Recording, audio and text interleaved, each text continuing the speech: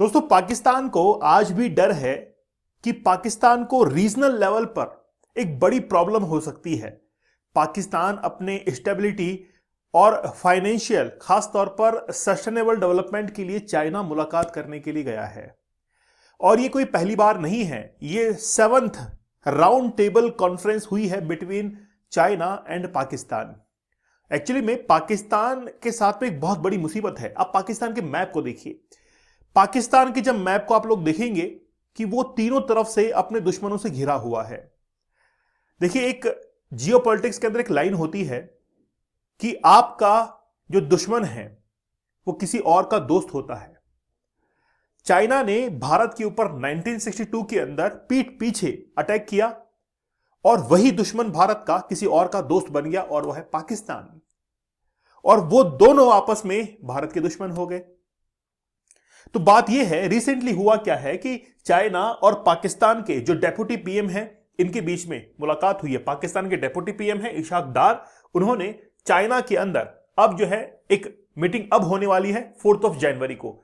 4 जनवरी को एक मीटिंग होने वाली है जिसमें दोनों पार्टिसिपेट करेंगे, बातचीत करेंगे। आज पाकिस्तान की सबसे बड़ी प्रॉब्लम क्या हो सकती है, आप सोच के देखिए। पाकिस्तान को किस बात का डर है? पाकिस्तान को अपनी इकोनॉमी का डर है।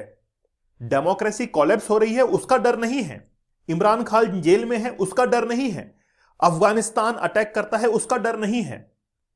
पाकिस्तान को इस बात का डर है कि उसकी इकोनॉमी आखिरकार सस्टेन कैसे कर सकती है। आज जिस तरीके से इंडिया ने अपनी इकोनॉमी को सस्टेन किया है, चाइना ने सस्टेन किया है, ऐसे बहुत सारे देश हैं, लेकिन पाकिस्तान इस बात को, इस इकोनॉमी को सस्टेन नहीं कर पा रहा है क्योंकि वहां पर पॉलिटिकल स्टेबिलिटी नहीं है। मैं थोड़ा सा आपको बांग्लादेश का रेफरेंस बताता हूं। बांग्लादेश के अंदर भी सबसे बड़ी प्रॉब्लम क्या है? प्रॉब्लम यह है कि आज बांग्लादेश के अंदर सबसे अच्छी मेडिकल की पढ़ाई होती है। पूरे विश्व के अंदर सबसे अच्छी पढ़ाई मेडिकल की होती है बांग्लादेश के अंदर। इंडिया से भी अच्छी होती है, मैं ये मानता हूं। क्यों? क्योंकि वहां पर जो इंसान मर चुके हैं उनके ऊपर एक्सपेरिमेंट होते हैं। आप जब यूरोपियन कंट्रीज में जाएंगे, नॉर्थ एशियन कंट्रीज के अंदर जाएंगे, है ना, वहां पर क्या होता है कि जो बॉडीज होती हैं वो प्लास्टिक की बनी हुई होती है, उनके ऊपर एक्सपेरिमेंट करवाया जाता है, उनको प्रैक्टिकल्स करवाए जाते हैं। लेकिन आज भारत के अंदर, बांग्लादेश के अंदर जो डेड बॉडी होती है रियल पर्सन की, उसके ऊपर वो एक्सपेरिमेंट होता है, प्रैक्टिकल होता है, ताकि वो अच्छे से मेडिकल की पढ़ाई कर सके। बांग्लादेश के साथ में सबसे बड़ी प्रॉब्लम यह है कि बांग्लादेश अपने डिसीजंस खुद नहीं ले पाता है। उसके पास में वो पावर नहीं है, वो एडमिनिस्ट्रेशन नहीं है, वो जियोपॉलिटिक्स की समझ नहीं है, पॉलिसीज की समझ नहीं है। इसीलिए पाकिस्तान, बांग्लादेश जो है वो किसी दूसरे के इन्फ्लुएंस में आकर अपने डिसीजंस लेता है। जैसे वो अभी पाकिस्तान के इन्फ्लुएंस के अंदर है, वो भी चाइना के इन्फ्लुएंस के अंदर है, और वो अभी अमेरिका के इन्फ्लुएंस के अंदर है। इसीलिए आज पाकिस्तान सबसे अच्छा दोस्त खुद का अगर किसी को बता रहा है तो वो कौन सा है? बांग्लादेश है। रिसेंटली क्या हुआ है देखिए, 7th round of bilateral strategic dialogue जो है वो 4 जनवरी को बीजिंग के अंदर कंडक्ट होने के लिए जा रहा है, जो कि पाकिस्तान और चाइना के फॉरेन मिनिस्टर्स उसके अंदर पार्टिसिपेट करेंगे। ठीक है, अब बात यह है कि Dar is undertaking the visit at the invitation of China's foreign minister Wang Yi. China ने इन्वाइट किया पाकिस्तान को कि आइए और यहां पर जो है बैठकर बातचीत करेंगे। बातचीत किस कहां पर होगी? To review the entire spectrum of the bilateral corporation. दोनों के बीच में, चाहे फिर वो इकोनॉमिक स्ट्रेटेजिक हो, चाहे फिर वो डिफेंस हो, हर जगह पर बातचीत करेंगे भी क्यों ना। जिस समय ऑपरेशन सिंदूर था उस समय भारत ने चाइना के जो डिफेंस सिस्टम थे पाकिस्तान के अंदर, उनको तो तबाह किया था। आज इन दोनों को बातचीत करने की जरूरत है कि यार कल को तुम हमको हथियार दो तो पहले खुद के देश में आजमा लेना उनको, है ना, ताइवान की चारों तरफ घुमा लेना और फिर हमारे यहां पर भेजना पाकिस्तान के अंदर, क्योंकि इंडिया जो है वो उनको तबाह कर देगा। आज इस बात के लिए मीटिंग हो रही है, as well as regional and international developments of mutual interest. Mutual interest मतलब दोनों का इंटरेस्ट जहां पर होगा वो जो है वहां पर ये बातचीत करने के लिए आए हैं। और ये मीटिंग बिल्कुल सही है। मैं तो मानता हूं कि ऐसे मीटिंग्स इनको करनी चाहिए। क्यों? क्योंकि इनकी सबसे बड़ी प्रॉब्लम यही तो है, इनको क्या करना है? रीजनल पीस लेके आनी है। क्योंकि आए दिन चाइनीज नेशनल्स के ऊपर अटैक होते हैं पाकिस्तान के अंदर, अफगानिस्तान के साथ में झड़प होती है, ईरान का एक कट्टर दुश्मन पाकिस्तान बन चुका है। पाकिस्तान में अगर किसी चीज की कमी है तो वो है स्टेबिलिटी, इसके लिए बातचीत कर रहे हैं वो। साथ ही में सस्टेनेबल डेवलपमेंट की भी बात करने के लिए वहां पर जा रहे हैं। कोई अगर देश अपने खुद के सस्टेनेबल डेवलपमेंट के लिए किसी दूसरे देश से बात करता है, इससे बड़ी मूर्खता और क्या होगी। मतलब खुद को वो सस्टेन नहीं कर पा रहा है, और पाकिस्तान को इन्हीं तीन चीज की सबसे ज्यादा जरूरत है कि वो सस्टेनेबिलिटी नहीं लेके आ पा रहा है। अब रिसेंटली क्या हुआ, ये खबर है 27 दिसंबर की। 27 दिसंबर को क्या हुआ कि इशाक डार ने एक प्रेस कॉन्फ्रेंस की पाकिस्तान के अंदर, और उस प्रेस कॉन्फ्रेंस के अंदर बड़ा जबरदस्त वाकया हुआ। पहली बात तो यह है कि प्रेस कॉन्फ्रेंस हुई क्यों। इशाक डार ये चाहते थे कि 2025 के अंदर जो कुछ भी पाकिस्तान की फॉरेन पॉलिसी के अंदर चेंजेस हुए हैं उसके ऊपर बात करेंगे, और पाकिस्तान की जो फॉरेन पॉलिसी है वो किस ओर जा रही है, और 2025 में उन्होंने क्या अचीव किया है, इसको लेकर एक प्रेस कॉन्फ्रेंस की गई।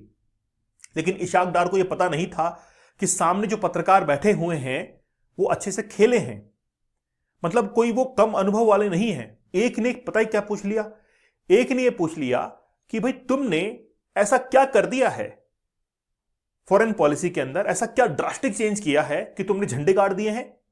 तुम आज तीनों तरफ से अपने दुश्मनों से घिरे हुए हो, तुमने अपने जो इंटरनेशनल बॉर्डर्स हैं तीनों तरफ की उसको शट कर दिया है, बंद कर दिया है। इसको लेकर क्वेश्चन पूछा और इशाक डार फंबल्ड होने लगा, मतलब जवाब देने में कठिनाई। अब देखिए ईरान एक दुश्मन बन चुका है किसका, पाकिस्तान का। क्यों बन गया है, यूएसए जो है उसने सैंक्शंस लगाए ईरान के ऊपर, यूएसए ने सैंक्शंस लगाए ईरान के ऊपर, ठीक है। अब यूएसए ईरान के ऊपर डायरेक्ट अटैक नहीं कर पा रहा था, B2 बॉम्बर्स वगैरह से भी अटैक तो किए थे, लेकिन वो एक एक्सेस लंबे समय तक नहीं मिल पा रहा था। इसलिए पाकिस्तान से बात की, और पाकिस्तान के अंदर एक पोर्ट किसने ले लिया, यूएसए ने ले लिया। और यूएसए ने कहा कि हम लोग इसको यूज करेंगे किसके लिए, है ना, पसानी पोर्ट जो है इसको यूज करेंगे रेयर अर्थ मिनरल्स के लिए। तो यूएसए यहां पर आएगा, और यह भी कहा कि आगे आने वाले समय में हम लोग यहां पर अपने डिफेंस इक्विपमेंट्स और साथ में यहां पर जो पोर्ट वगैरह होते हैं वो भी डेवलप करेंगे।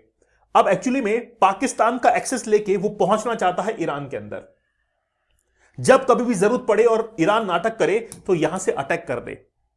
और ईरान को यह बात पता लगती है, और पाकिस्तान की सरजमीन के इस्तेमाल आज किसके खिलाफ हो रहा है, ईरान के। तो ईरान जो है वैसे ही उसका एक दुश्मन जो है बन चुका है। बात करते हैं अफगानिस्तान। पाकिस्तान में से बहुत सारे अफगानिस्तानी जो हैं उनको बाहर निकाला गया, उनको खदेड़ कर बाहर निकाल दिया गया था। इसलिए अफगानिस्तान बड़ा नाराज था, ठीक है। तहरीके तालिबान पाकिस्तान TTP, और TTP जो है वो सिरदर्द बना हुआ है आज किसका, पाकिस्तान का। वो पाकिस्तान के ऊपर जबरदस्त अटैक करता है, कुछ भी हो अटैक करता है। बलूचिस्तान देखिए सिरदर्द है, दो दुश्मन हो गए, एक इंडिया। तो जर्नलिस्ट यही तो कह रहा था कि तीन तरफ से आप दुश्मनों से घिर चुके हैं और आपने फॉरेन पॉलिसी में क्या उखाड़ लिया है, बताइए। देखिए आगे आप, फिर भी पाकिस्तान ये कह रहा है कि Dar openly thank Saudi Arabia, China and UAE। क्यों, क्योंकि उन्होंने उसको पैसा दिया है कि ले ले भाई, पैसा ले ले। कितना, सऊदी अरेबिया ने दिया है $5 मिलियन, ठीक है, चाइना ने दिया है 4 मिलियन, और UAE ने दिया है $3 बिलियन, ठीक है। इतना $1 बिलियन पैसा जो है वो पाकिस्तान के पास में पहुंचा है, ताकि पाकिस्तान की इकोनॉमी क्या हो सके, स्टेबलाइज हो सके। खुद की इकोनॉमी को स्टेबलाइज करने के लिए उधार पैसा लेना पड़ रहा है, यह पाकिस्तान की हकीकत है। और पाकिस्तान क्या समझता है कि हम तो भारत को टक्कर दे देंगे। चलो मान भी लिया कि तुम लोग युद्ध में एक बार लड़ जाओगे, फिर तुम्हारे पीछे जो तुम्हारे लोग हैं वो भूखा मरेंगे, उनके पास खाने के लिए दाने नहीं होंगे। ये तुमने नहीं सोचा, तुमने बस लड़ने की सोची, तुमने आतंकवाद भारत के अंदर फैला दिया, केवल उसके बारे में सोचते, उसको हमेशा न्यूट्रलाइज करते हो, है ना, उसको हमेशा क्या करते हो, पुश करते हो, है ना, न्यूट्रलाइज नहीं करते। He also revealed that Islamabad want to UAE to roll over its debt, मतलब UAE ने जो भी डेट दिया है उसको आगे जाकर ये इन्वेस्टमेंट के अंदर कन्वर्ट कर देंगे, ये भी इनका कहना है, ठीक है। चलो, अब जो मीटिंग थी, प्रेस कॉन्फ्रेंस थी, उसमें बात की गई किसकी, ऑपरेशन सिंदूर की, कि पाकिस्तान ने फतेह मिसाइल का यूज किया और इंडिया के अंदर बहुत सारे 7 इंडियन एयरक्राफ्ट जो है पहले दिन ही उन्होंने शॉट डाउन कर दिए। प्रेस कॉन्फ्रेंस में इशाक डार साहब कह रहे हैं ये F-16, ही डिनाइड लूजिंग F-16, वो डिनाई कर रहे हैं कि हमने F-16 को लूज नहीं किया, हमने मलबा भिजवा दिया कि देख लो फोटोग्राफ्स में देख लो, तुम्हारी तसल्ली ना हो तो, ठीक है ना। ओके, 15 इंडियन टारगेट जो है उनको निशाना बनाया ड्रोन्स के अगेंस्ट, ड्रोन्स के through. He said foreign intercuts had accepted Pakistan version. At the same time he admitted that the Nur Khan airbase suffered damage. ये एक्सेप्ट कर लिया कि नूर खान जो एयरबेस था, है ना, उसको क्या हुआ, वाकई में उसको डैमेज हुआ था। फिर बात आई उसी प्रेस कॉन्फ्रेंस के अंदर इंडस वाटर ट्रीटी की। इंडस वाटर ट्रीटी, तो उन्होंने क्या कि भारत ने जो है वो एक्चुअली में क्या किया, क्रिटिसाइज, भारत को क्रिटिसाइज करते हुए क्या कहा कि भारत ने जो है उस पानी को रोक लिया और भारत ने अपनी पॉलिसीज का उल्लंघन किया, ऐसा पाकिस्तान का कहना है। वो तो हमने और दिन नहीं रोका, नहीं तो तुम्हारे वहां पर सब कुछ ऐसे ही हो जाती, मतलब पूरा सब कुछ खराब हो जाता, बाढ़ आ जाती, तुम्हारा बह जाता सब कुछ, है ना।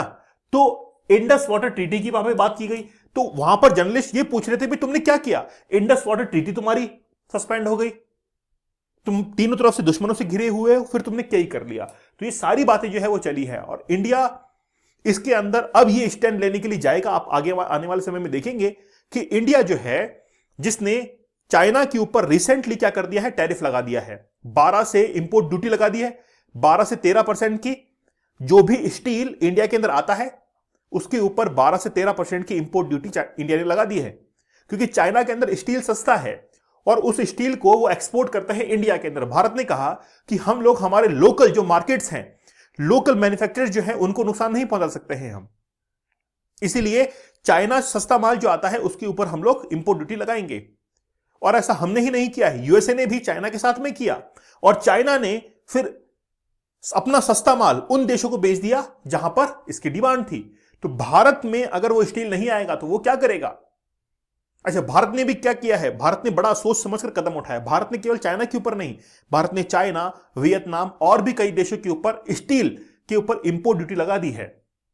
लेकिन भारत ने यह पार्शियली किया है, सभी देशों के ऊपर नहीं लगाई है, कुछ चुनिंदा देश हैं और जितने भी डेवलपिंग नेशंस हैं उनके ऊपर कोई भी इंपोर्ट ड्यूटी नहीं लगाई गई है इंडिया की तरफ से, ठीक है। तो इंडिया ने भी एक बहुत जबरदस्त गेम चेंजर एक प्लान जो है वो तैयार किया है। ओके दोस्तों, आप लोग हमारे डीप वर्क इस कोर्स के साथ में जरूर जुड़िएगा। Elon Musk, Bill Gates, Ratan Tata वाकई में अपनी काम करने की टेक्निक उनकी बड़ी जबरदस्त होती है। मैंने 30 टेक्निक्स वो बताई हैं, 30 डेज के अंदर डेली एक लाइव सेशन लिया है, उसमें आपको समझाया है कि वो कौन सी टेक्निक्स हैं। आप जरूर 30 दिनों के अंदर इन 30 टेक्निक्स को सीखिए। अगर आप लोग एक्सेप्ट करते हैं 75 डेज का हार्ड चैलेंज तो बताइए कमेंट सेक्शन के अंदर। इस बार 2026 के अंदर काया पलट हो जानी चाहिए। साथ ही में आप लोग 175 डेज का हार्ड चैलेंज भी एक्सेप्ट कर सकते हैं। टेलीग्राम चैनल दीपक इंदौर ऑफिशियल पर मुझे जरूर ज्वाइन कर लीजिएगा, ठीक है। तो मिलते हैं आप लोगों से। अच्छा, चाइना के बारे में आप अपनी राय रखना मत भूलिएगा। तब तक धन्यवाद, थैंक यू, जय हिंद।